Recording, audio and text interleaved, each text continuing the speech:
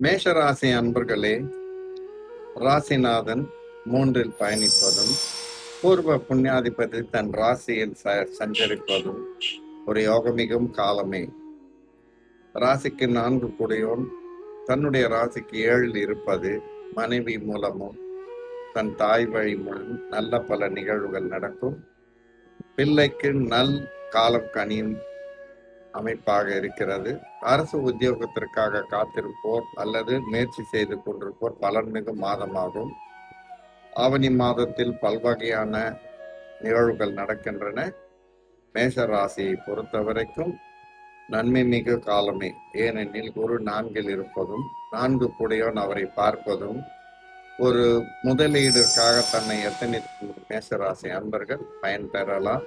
தாய் பெயரில் அல்லது மனைவி பெயரில் ஒரு புது தொழில் தொடங்குவதற்கான சாத்தியக்கூறுகள் உள்ளன.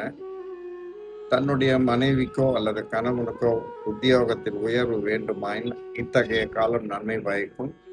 இது 7 சனி என்பதால் சிறு சிறு சஞ்சலங்கள் வரலாம். ஆனாலும் குரு பார்க்க கோடி புண்ணியம் என்பதற்கிணங்க 4 இருந்து பார்க்கும் குரு பகவான் லாபாதிபதியை பார்ப்பதாலும் அவரே பாக்கியாதிபதியாக விளங்குவதாலும் தர்ம கர்மாதிபதி யோகத்தின் அடிப்படையில் நல்ல விஷயங்களே நடைபெறும்.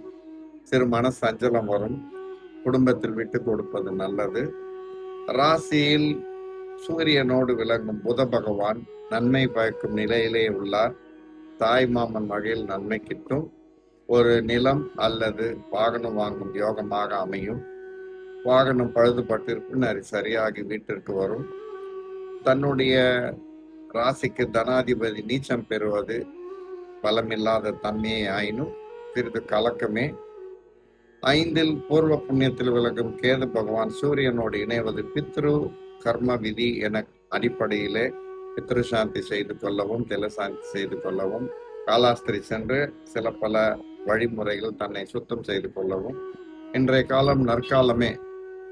தொழிலில் முன்னேற்றம், புதிய தொழில் அல்லது வேலைக்கு மாற்றம் எத்தனிப்போ நன்மை மிகும் காலம். ஆயினும் காலத்தின் அடிப்படையில் தன் ஜன்னத்தில் ஏற்படும் ஏற்றத்தாழ்வுக்கு இணங்க மகிழ்ச்சி, சந்தோஷம் அல்லது துக்கம், துயரம் இவை அனைத்துமே வரும். இன்றைய காலம் நற்காலமே.